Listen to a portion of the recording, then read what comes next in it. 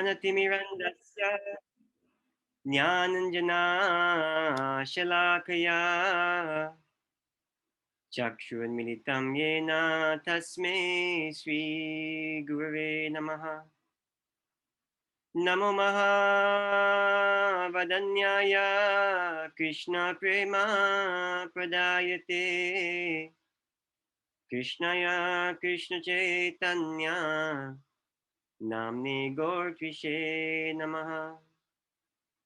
ईश्वर परमकृष्ण सच्चिदानन्द विग्रह अनादिरादिगोविन्द सर्वकारणकारणम् चिन्तामणि प्रकरसत्मसु कल्पवृक्षा लक्षावितेषु सुरभिरविपालयन्तम् लक्ष्मी सहस्रशतसम्भ्रमसेवमानम् गोविन्दमादिपुरुषं तमहं भजामि। वेणं क्वनन्तमरविन्ददलायताक्षं बर्हावतं समसितं बुधसुन्दराङ्गं कन्दर्पकोटिकमनीयविशेषशोभम् गोविन्दमादिपुरुषं तमहं भजामि। आलोलचन्द्रकलसद्वनमाल्यवांसि रत्नाङ्गदं प्रणयकेलिकलाविलासम् श्यामं त्रिभङ्गललितं नियताप्रकाशम् गोविन्दमादिपुरुषं तमहं भजामि। अङ्गानि यस्य सकलेन्द्रियवित्तिमन्ति पश्यन्ति पान्ति कलयन्ति चिरं जगान्ति आनन्दचिन्मय सदुज्ज्वलविग्रहस्य गोविन्दमादिपुरुषं तमहं भजामि। अद्वैतमच्युतमनादिमनन्तरूपम् आद्यं पुराणपुरुषं नवयौवनां च वेदेषु दुर्लभमधुलभमात्मभक्तौ गोविन्दमादिपुरुषं तमहं भजामि। प्रेमञ्जनाच्युतभक्तिविलोचनेन सन्ता सदैव हृदयेषु विलोकयान्ति यं श्यामसुन्दरमचिन्त्य गुणास्वरूपं गोविन्दमादिपुरुषं तमहं भजामि। गोविन्दमादिपुरुषं तमहं भजामि। गोविन्दमादिपुरुषं तमहं भजामि. So thank you very much for joining in the invocation. Now it gives me great pleasure to hand over the screen to the convener for Summer School 2021, Dr. Debashish Khan, who is a faculty at the Department of Mechanical Engineering at IIT BHU in Varanasi. Dr. Debashish Khan, sir. So, good afternoon, everybody.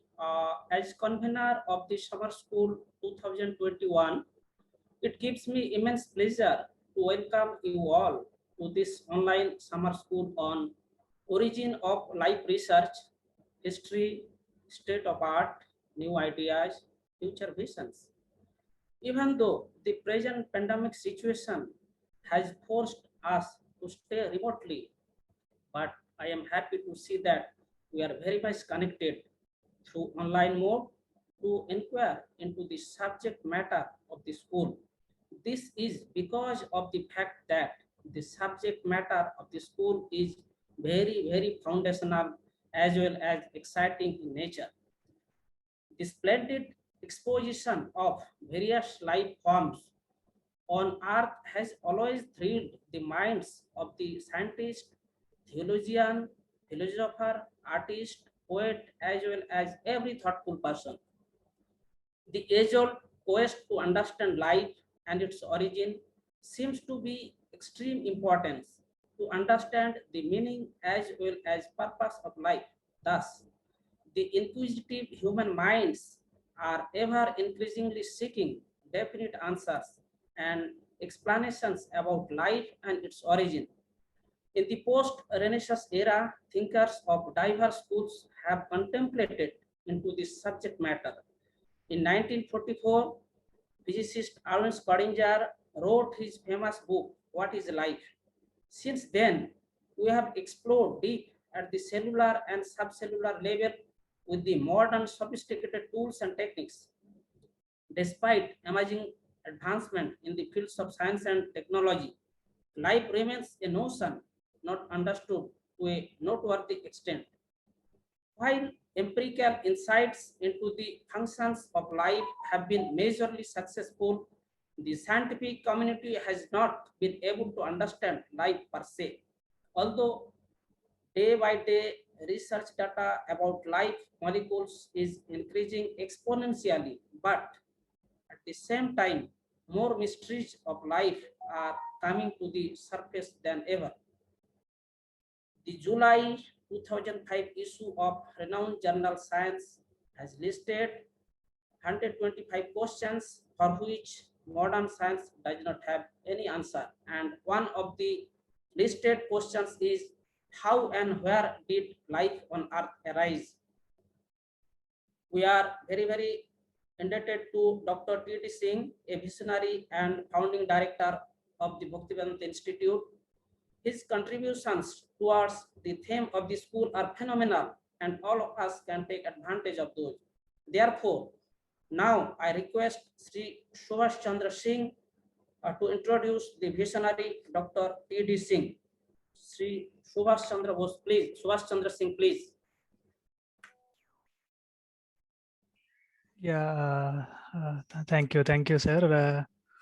Yeah, before moving forward, I would like to request all the participants to make sure that from day 2, they rename themselves for time being.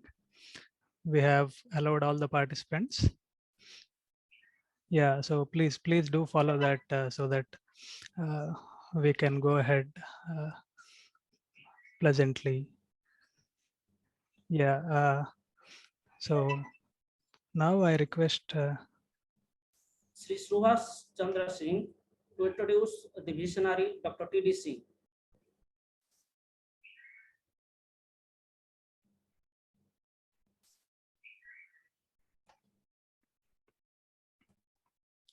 just a second. I'm unmuting.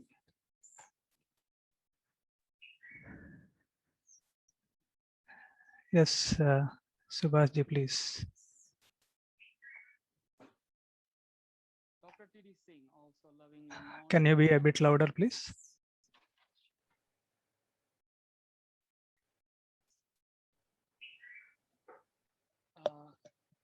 Can you hear, please? Yeah. Okay. Dr. T.D. Singh, also lovingly known among his followers as Srila Bhaktiswarup Damodar Swami, born in 1937 and left the body in 2006. A scientist and a saint known for his pioneering effort to interface between science and spiritual for a deeper understanding of life and the universe. He received his PhD in physical organic chemistry from the University of California, Irvine in 1974. He has contributed many papers in the Journal of American Chemical Society and the Journal of Organic Chemistry in the field of fast proton transfer kinetic in the model biological system using Stokes flow technique and nuclear magnetic resonance spectroscopy (NMR). He also worked on gas phase reaction mechanism using ion cyclotron resonance (ICR) spectroscopy. He underwent Vaishnava Vedanta study from 1970 to 1977 under his divine grace. Srila A.C. Bhaktivedanta Swami Prabhupada, founder of Bhaktivedanta Institute in 1974 and was appointed as International Director of the Bhaktivedanta Institute. which is the organizer of this conference, this summer school, which is the center to promote studies about the relationship between the science and Vedanta. He has organized several international conferences, mainly on science and spiritual, then interfaith dialogue and cultural interaction. First and Second World Congress on the Synthesis of Science and Religion, Mumbai and Kolkata, India in 1986 and 1997. First International Conference on the Study of Consciousness within Science, San Francisco, USA, 1990. And the first and Second International Conference on Life Comes from Life, Vrindavan, India, 1997, and Rome, Italy, 2004, where a galaxy of prominent scientists and religious leaders, including several Nobel laureates, participated. He has authored and edited several books, including What is Matter and What is Life, 1977, Geobiology, 1979, Vedanta and Science series, Lives and Origin of the Universe, 2004, Life and Spiritual Evolution, 2005, Essays on Science and Religion, 2005, Synthesis of Science and Religion, Critical Essays and Dialogue, 1987, Thoughts on the Synthesis of Science and Religion, 2001, 7 Nobel laureates on the science and spirituality, 2004, and Science and Spirituality and the Nature of Reality, 2005. God is a Person, Reflection of 2 Nobel laureates, 2006. With this, we follow the next session with the speech of Sripad Maharaj Rome conference lecture. I pass to the convening.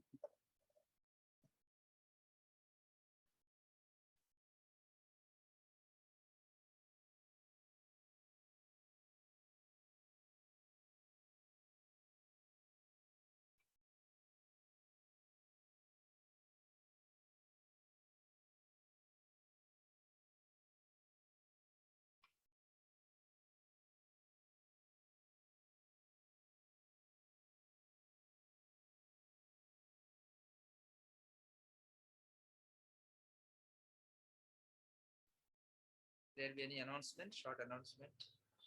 It's coming up. No, sir, we can proceed.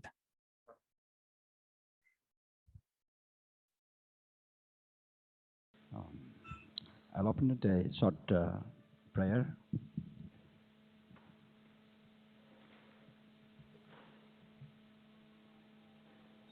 Krishnaya Vasudevaya Devaki Nandanaya Cha Nanda Gopa Kumaraya Govindaya Namo Namo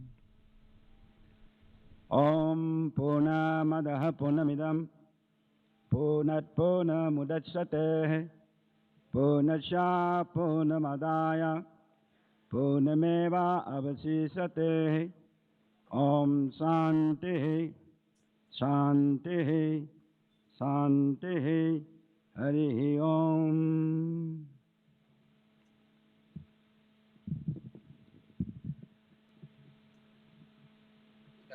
Respected spiritual leaders,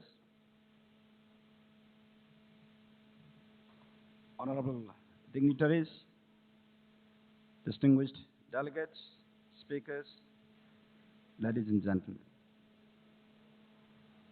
It gives me great pleasure to welcome all of you to the Bhaktivedanta Institute's 3-day International Congress on Life and its Origin, Exploration from Science and Religious Spiritual Traditions here in Rome, the very meaningful and historic city.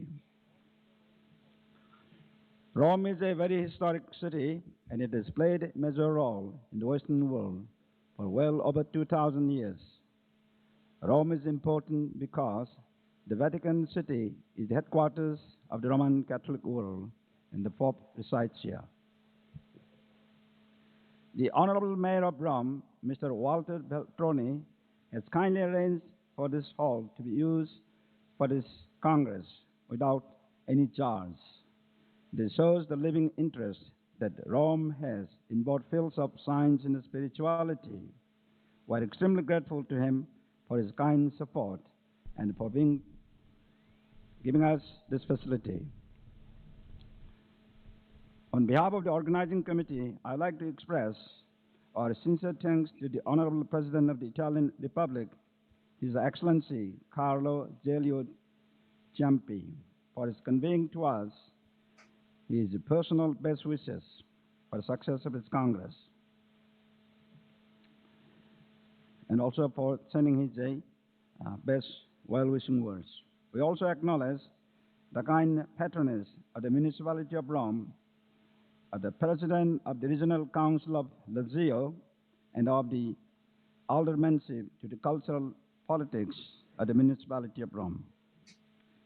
The United Nations Food and Agriculture Organization and UNESCO have also sent us messages conveying their best wishes for the success of this Congress. The organizers are all grateful to all of them for their kind support. The Bhaktivedanta Institute feels very much encouraged by all these positive signs of support from these leaders. This seems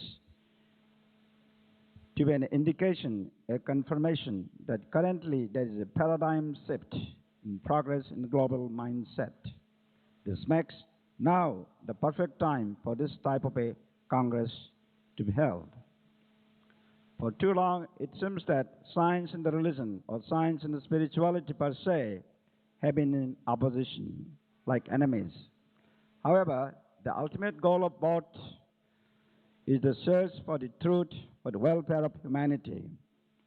Therefore, they should join hands for the benefit of the world.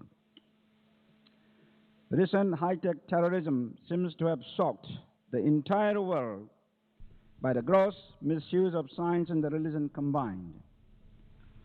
Would have ever thought of using a high-tech passenger jet liner full of civilians as a guided missile? People all over the world today live in fear and anxiety from terrorism. A major cause for many avoidable activities could be due to a lack of the deeper knowledge and understanding of life. Most of us will agree that knowledge of life is the most important. Many of us dream for a better world with lasting peace and happiness, and many congresses have been held in an attempt to understand life. However, most scientific congresses that have touched upon life in its origin have strictly focused on the material aspect of only.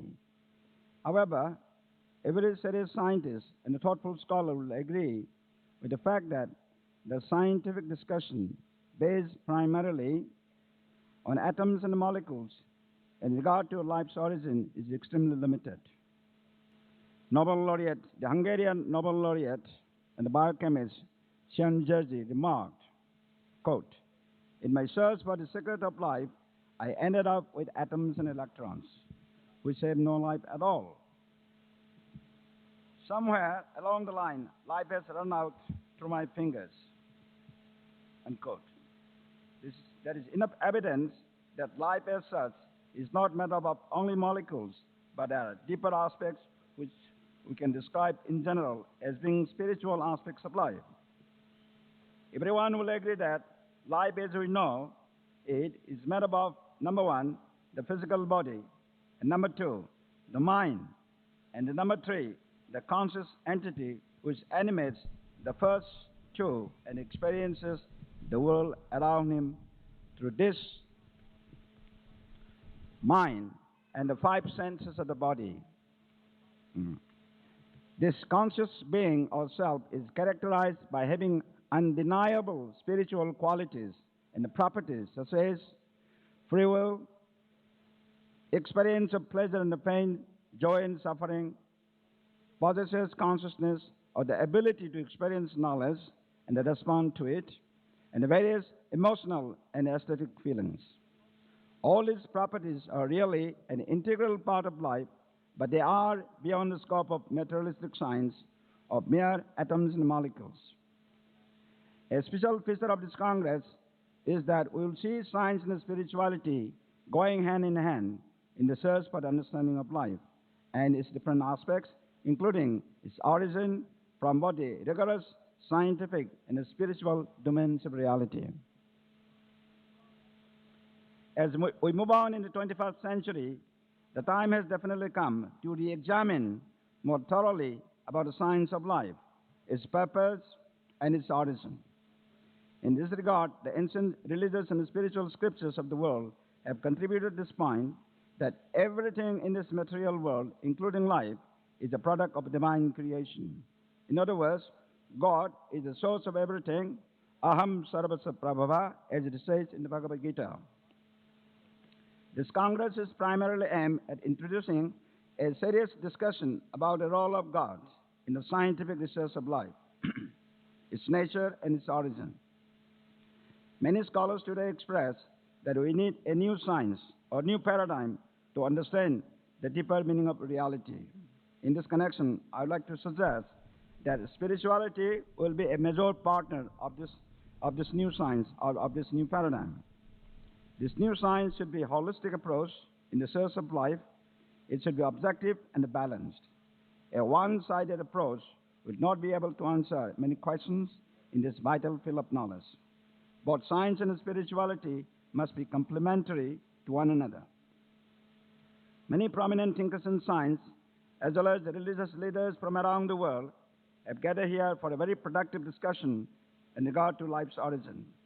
This Congress is probably the first or one of the first ever as humble attempt to begin a new chapter in history of the evolution of modern science.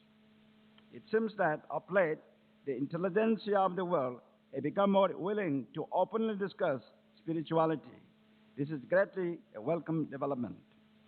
Back when I was doing my PhD in the United States in the early 70s, generally most scientists would mock at and dismiss any religious idea as it was considered somewhat unfashionable for a scientist to entertain such thoughts. It seems that science has reached too many dead ends in the search for life's origin, and now they are ready to consider that there may be another nature operating behind the scenes, behind the backdrop of what we can see. The deliberations of the distinguished scholars over the next 3 days will be extremely useful in this millennium for the search of the ultimate knowledge of life. So it was very exciting to listen the lecture from Dr. T.D. Singh. Now I invite Sri K. Basudev Rao, President of Bhaktivedanta Institute, for the welcome address.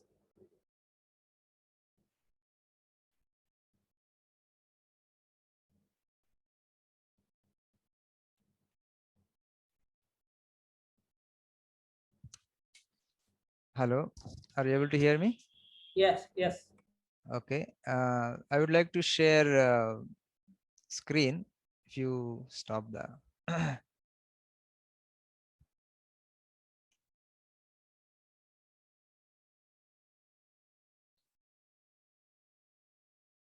are you able to see my screen? Okay. Yes, sir, please. Yeah.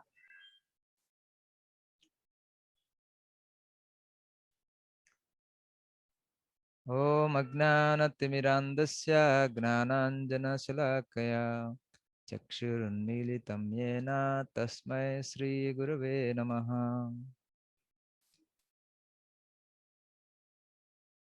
My respectful namaskar to all my teachers, mentors, guides, and advisors, and my gratitude to all serving and supporting the important works of the Bhaktivedanta Institute. My special gratitude to all the frontline workers around the world, rendering unparalleled service to humanity in the present difficult times of COVID pandemic. My sincere prayers for well-being of one and all. Good evening. On behalf of the Bhaktivedanta Institute and the convener and the organizing team of this event, I am delighted to welcome you all, the delegates and the speakers of the summer school on life and its origin research. I am very happy to witness great enthusiasm on part of both the participants as well as the organizing team, which makes this event a great success. I would like to inform you that this summer school is organized in memory of our distinguished board members, Professor Sudipta Ghosh and Sri Radhacharan. Bhaktivedanta Institute is unique in the sense that it was born out of open dialogues and intense debates between the wisdom of an old saint and the scientific temper of a young creative scientist migrate to USA about the true nature of life. We celebrate both of them, His Divine Grace Srila Prabhupada and Dr. T.D. Singh, as the founders of the Institute, who continue to inspire us with their spiritual wisdom and scientific temper. The mysteries of life are so profound that it seems to permeate all branches of human knowledge and endeavor. The Bhaktivedanta Institute is a center for advanced studies in science and Vedanta and focuses on a conscious-based paradigm. This spiritual paradigm has a unique potential to resolve the mind-body problem, the question of evolution and life's origin, and many other philosophical and ethical concerns.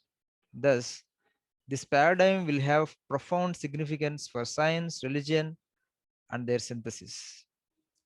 One of the primary objectives of the Bhaktivedanta Institute is to present this paradigm for the critical attention of serious scholars and thinkers throughout the world. As such, the Institute supports a closer examination of existing scientific paradigms in cosmology, evolution, physics, biology, and other sciences.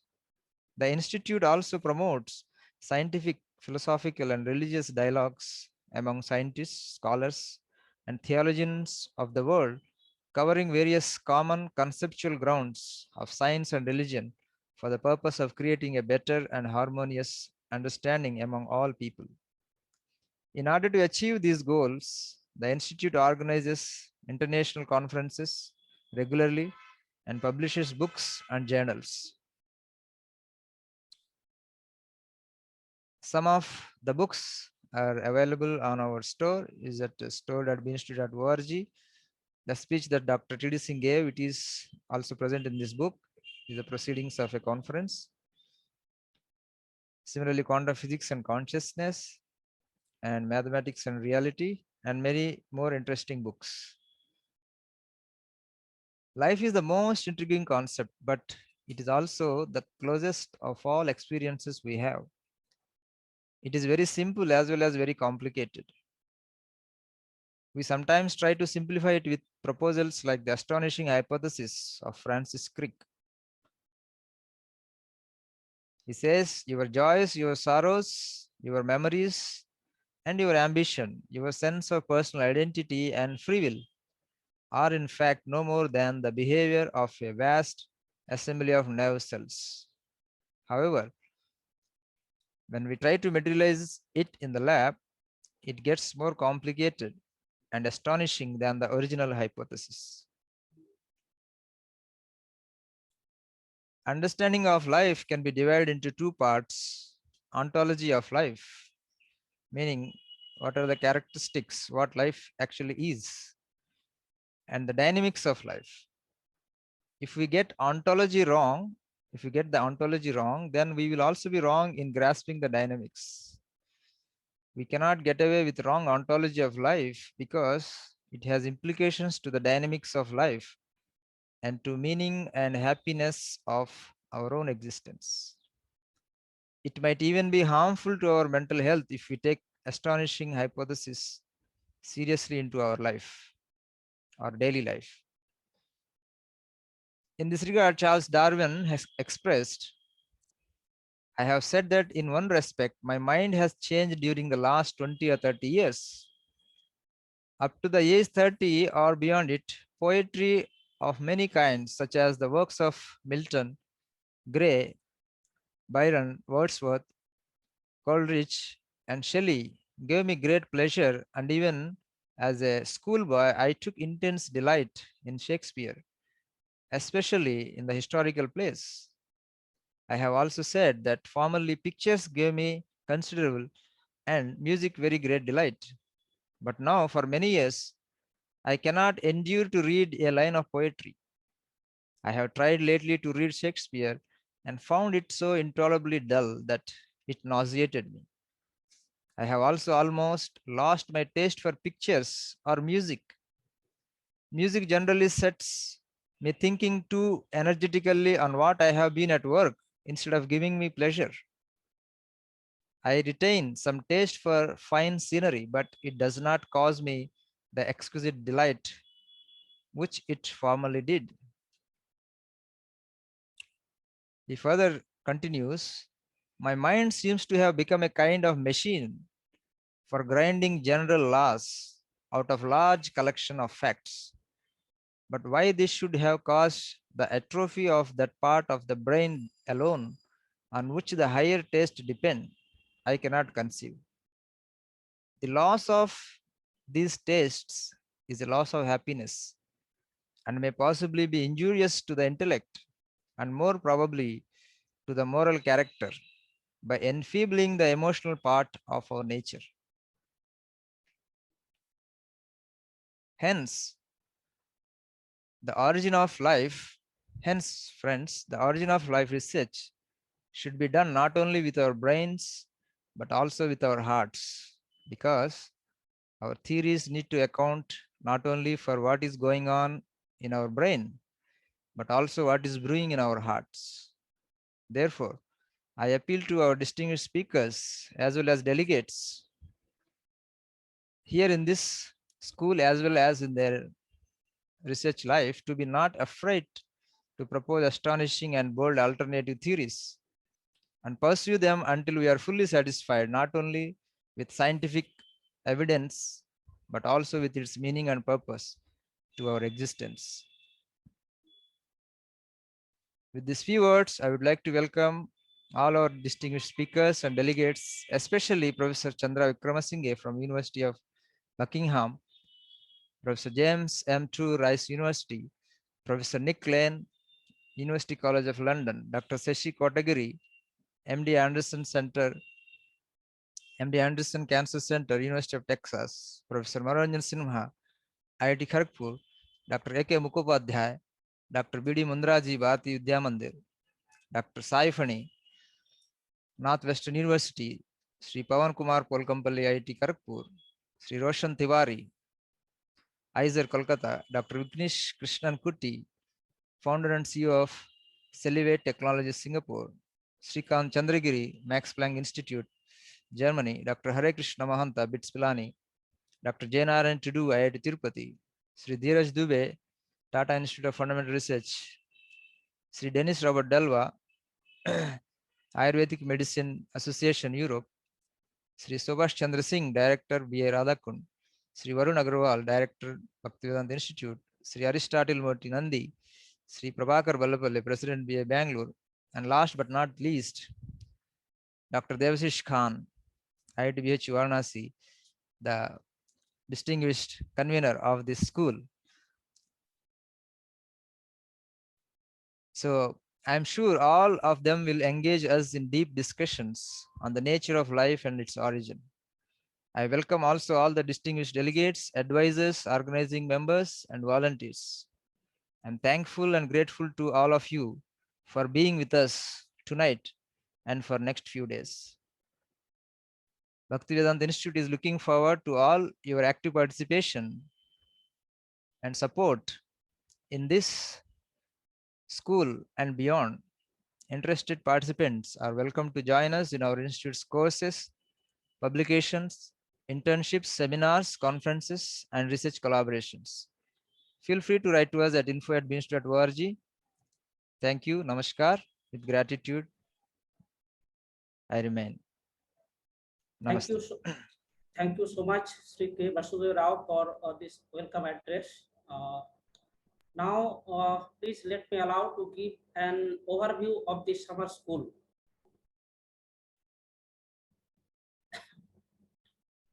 The main objectives of the summer school 2021 on origin of life research are manifold.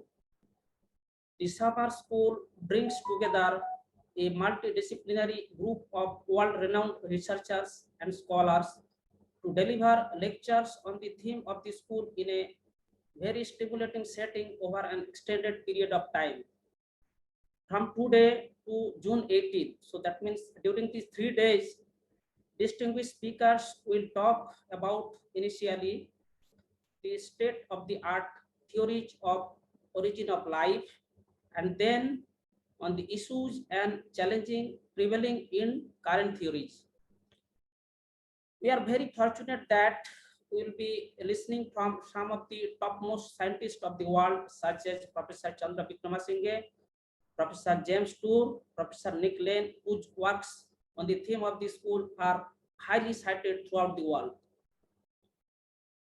On June 19th, that means on 4th day, lectures to be delivered by prominent researchers are on alternative proposals and novel ideas to handle the issues associated with the current theories on life's origin. Then the school on June 20, that is on the last day, will present future visions with an opportunity to learn from and interact with the prominent leaders in the field in a motivating platform. So a total of around 16 lectures will be delivered throughout the school. The lectures to be delivered will cover a broad range of perspectives and will enthuse the participants with thought-provoking questions, ideas, and an undoubting hankering for the answers to the questions on life's origin as well as purpose. Question and answer session will be there for each presentation. A special guest session would also be there in order to summarize the presentations and to look into potential areas of research. Also, to bring some joyful evenings, cultural programs have been arranged at the end of the sessions on June 17 and 19. So we hope the school will enable the participants to appreciate multidisciplinary approaches, highlighting the multidimensional aspects of life, and will lay the foundation for the holistic approach in the quest for understanding life and its origin. Best wishes for your life journey. Thank you. Thank you so much, Dr. Debashish Khan. So now, as we all know, as we heard from Sri Vasudev Rao, that two of the distinguished members of the Bhaktivedanta Institute had departed from this world recently. And so this summer school 2021 is held in memory of them. So I'd like to call upon the president of Bhaktivedanta Institute, Bangalore, Sri B. Prabhakar, to please pay a tribute to honor some of their contributions to this institute. Sri Prabhakar ji, please. Yeah, thank you very much. Hope I'm audible. Yes, you are clear. Thank you. So let me pay my pranams to both these great souls. Vancha kalpatarapyascha kripa sindhubhyo vacha patitanam pavanebhyo vaishnavebhyo namo namah. So my pranams to all the seniors who assembled in the summer school, and also I welcome all the dignitaries, and my pranams to everyone. So it's really great honor, and it's my pleasure to speak a few words about these great souls, the board members of Bhaktivedanta Institute, Professor Sudipta Ghosh and Radha Charan, We lovingly call him as Radha Charan Prabhu. So first about Professor Sudipta Ghosh. He is faculty from Department of Metallurgical and Material Engineering, IIT Kharagpur, and he was the Vice President and board member of Bhaktivedanta Institute. So Professor Sudipta Ghosh is a great personality, having wonderful qualities. He loved everyone and showed compassion towards everyone, and he was a good friend to many of the people in Bhaktivedanta Institute, a very senior member, and he possessed great intellectual characteristics, very wonderful emotional characteristics, and also very importantly spiritual characteristics. So that's how he is a very unique personality, and he's son of a very renowned professor, Ahindra Ghosh, from IIT Kharagpur. From his LKG to PhD, he continued in IIT in IIT Kanpur. Right, his professor also from IIT. His father also is from IIT Kanpur, and his whole education is from IIT Kanpur itself. So he is a product of IIT Kanpur. He received his BTech in 1990 in metallurgical engineering, and then MTech in 1992 and PhD in 2000 from IIT Kanpur. And briefly about his career, he served as scientist in the initial days after completing his PhD as a scientist in the field of process modeling group or in that area at Tata Research Development and Design Center. It's famously known as TRDDDC, and it's from 98 to 2004. That means approximately continued 6 years there. And then he joined Department of Metallurgical and Materials Engineering at IIT Kharagpur as an assistant professor in 2004, and then became associate professor in 2009 and professor in 2015.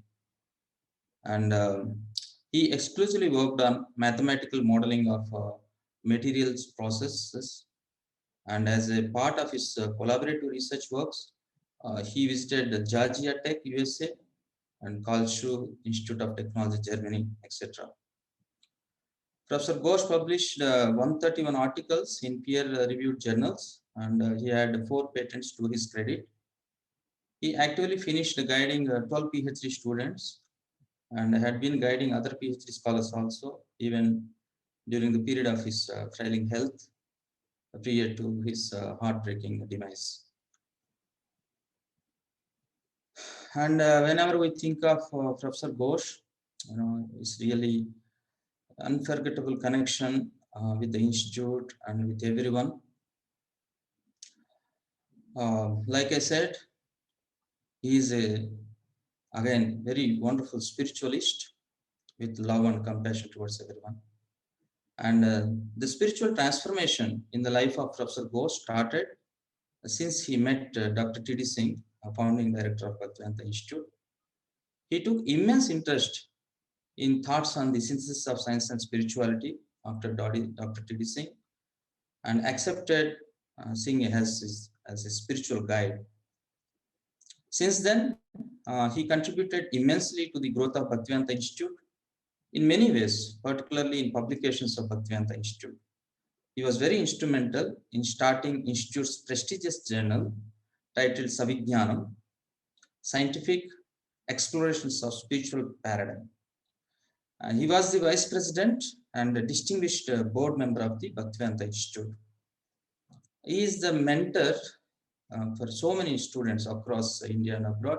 So inspired several students, scientists, professors of elite academic and research institutions to imbibe the elements of spirituality in their professional careers in order to lead a balanced life of growth in the scientific temperament and spiritual wisdom.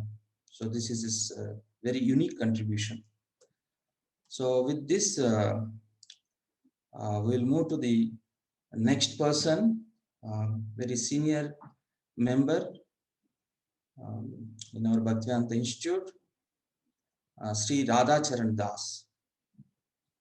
As I said, we lovingly call him as Radha Charan Prabhu, senior board member of Bhaktivedanta Institute and president, Vedanta and Science Educational Research Foundation. So he is again a very devout personality from very childhood itself, a born devotee. And this summer school is dedicated to our beloved Radha Charan Prabhu. He is well-known a business person from Manipur and born in 1946, Imphal, Manipur. His father's name was Sagol Sem Mani Singh, and that of his mother, Sagol Sem Rajini Devi. He is survived by his wife, Srimati Sagol Sem Rasheshwari Devi, 2 sons and 3 daughters. He has many devotional and saintly qualities from childhood. He was always very composed. From my personal experience, I could see, even amidst very odd circumstances, many odds, he was always very composed and very humble. The way he used to present, still I remember, it was in a very humble mood. So these are some of the things that comes to my mind whenever I think of Radha Charan Prabhu. He passed a matriculation exam in 1964 from Johnstone Higher Secondary School, Imphal, and obtained his BSc degree in botany from DM College, Imphal. And he met Dr. T.D. Singh for the first time at the National Library Hall, Imphal, during one of the Dr. T.D. Singh's presentation on synthesis of science and spirituality. He was very much impressed with the presentation, and Dr. T.D. Singh's work of spreading science and spirituality for synthesis of science and spirituality. And after that meeting, he started meeting quite often with him, along with others also. And he wanted to somehow or other contribute fully his life, dedicate his life. And in that way, he has contributed very well.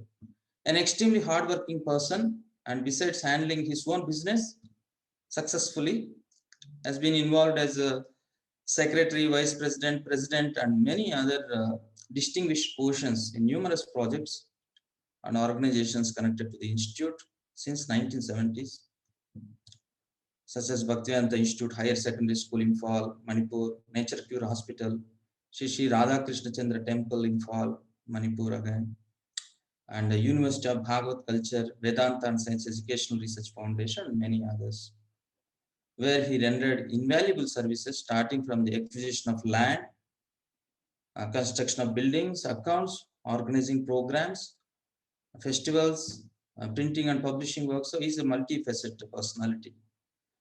In case of emergency, he never minded to engage his own business staff also in the service of the mission.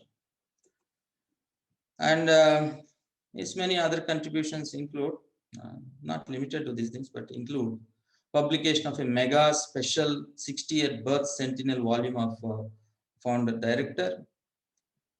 And we have seen him not missing any of the major conferences of Bhaktivedanta Institute in spite of his busy schedule, and tremendous involvement and construction of memorial of the founder at Radhakund, Uttar Pradesh, India. And also he contributed to courses and production of Rajarshi Bhagyachandra dance drama from the University of Bhagavad Culture, Imphal, Manipur, and many other projects. And his personal qualities include, like I said already, some of the wonderful qualities. He's extremely sober and a humble personality, and we used to derive great inspiration. Still, we continue to derive. Very, very gentle in behavior and dealings, loving and affectionate attitude towards everyone. And Sri Radha Charan Prabhu has departed from this mortal world on 16th May 2021, in the recent past. And we, all the members of Bhaktivedanta Institute, will always remember his invaluable voluntary services and amazing hard work for the cause of helping humanity. So thank you very much.